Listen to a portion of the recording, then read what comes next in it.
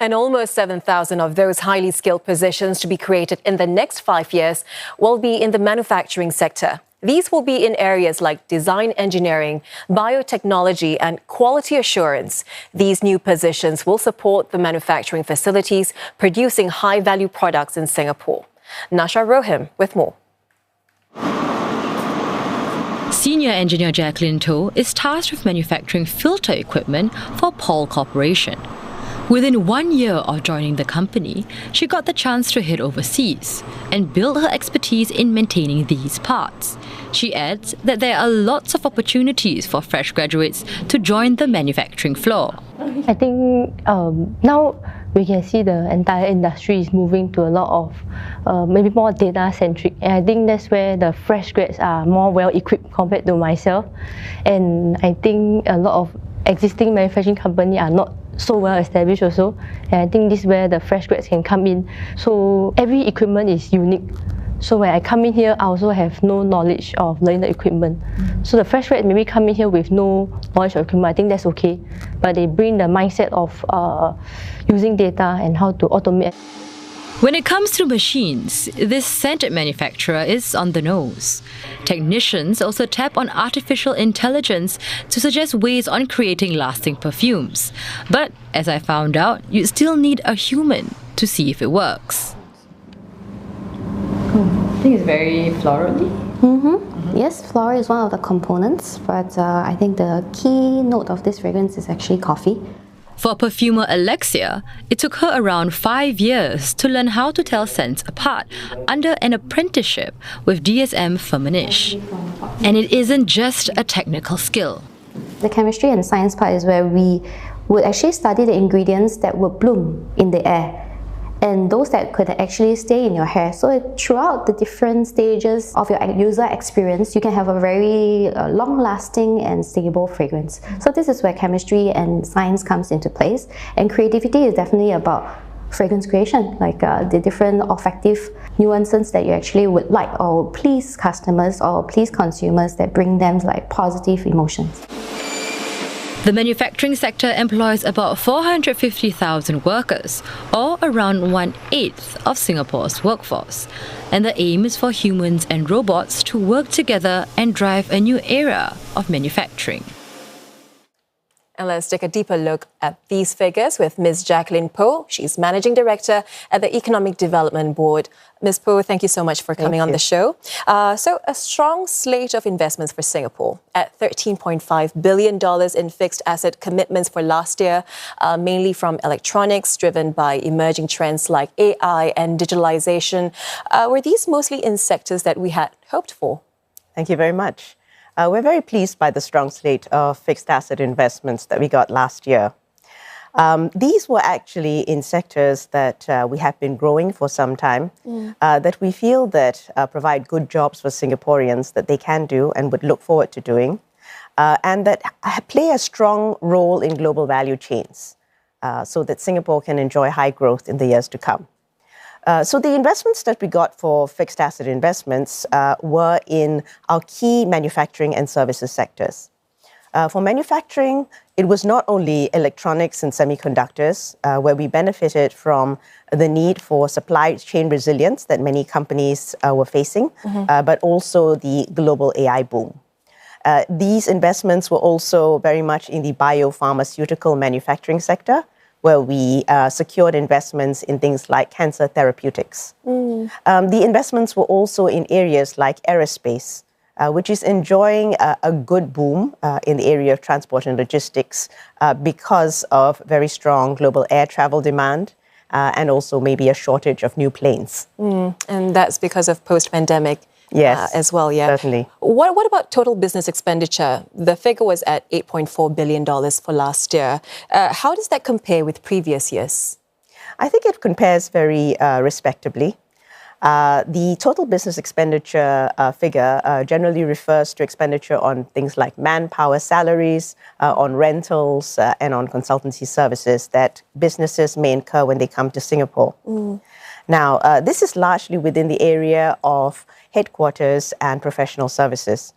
So we did see that tech companies contributed the most to headquarters and professional services spending last year. And in terms of the kind of spending, it was largely in new areas like sustainability, in areas like supply chain management, because a lot of companies were feeling that global supply chains were being realigned. And of course, in new areas that we've highlighted before, in AI, for example, in areas like precision medicine and the green economy.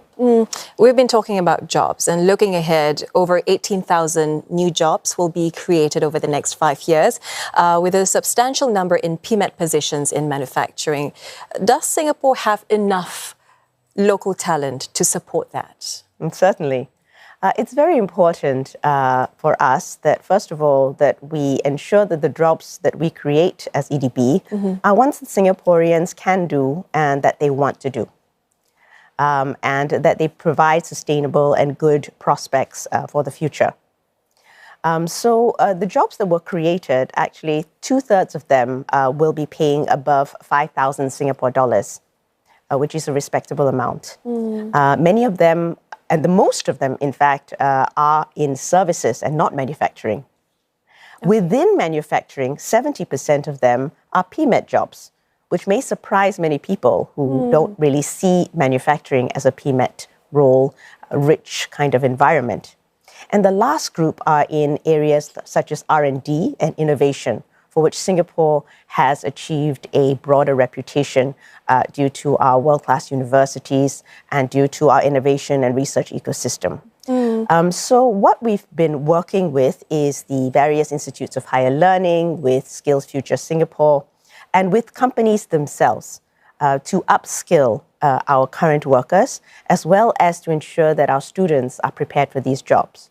So for example, in AI, under the National Strategy on Artificial Intelligence, there is a plan to upskill 15,000 experts in AI. We already have companies like Oracle and Amazon who have made investments last year to create programs to upskill tertiary students as well as existing workers in generative AI. In addition, in areas like precision medicine and therapeutics, for example, we're looking at companies like MSD, Merck, who've set aside talent accelerators for local talent. And finally, in areas like the green economy, EDB, together with Enterprise Singapore and NTU, have set up a carbon market academy to help upskill 300 Singaporeans in skills related to the carbon markets. So you can see that a lot of activity is taking place in upskilling. But more importantly, we know that a lot of Singaporeans are ready to take on global and regional leadership positions in global companies that have come here. We know this because MNCs have come to Singapore for many years now, and Singaporeans have had an increasing level of exposure and education, and they're increasingly ready to step up. So we've been working with organizations like the Human Capital Leadership Institute to create programs like the Singapore Leaders Network Fellowship, as well as the Global Business Leaders Program. And this prepares them to be more ready to take on those roles, particularly by enabling them to have overseas stints so as to give them exposure and to set them up really to be at the top table. So there's a lot of work, a lot of efforts to prepare our local talent for the future. But we know that EDB is expecting the investment environment to remain challenging due to headwinds from geopolitical and macroeconomic uncertainty. But there are opportunities, as our reporter Nasyrah said earlier, and one of them is the Johor SG Special Economic Zone, or SEZ. Could it change the kind of investment Singapore needs to attract in the future?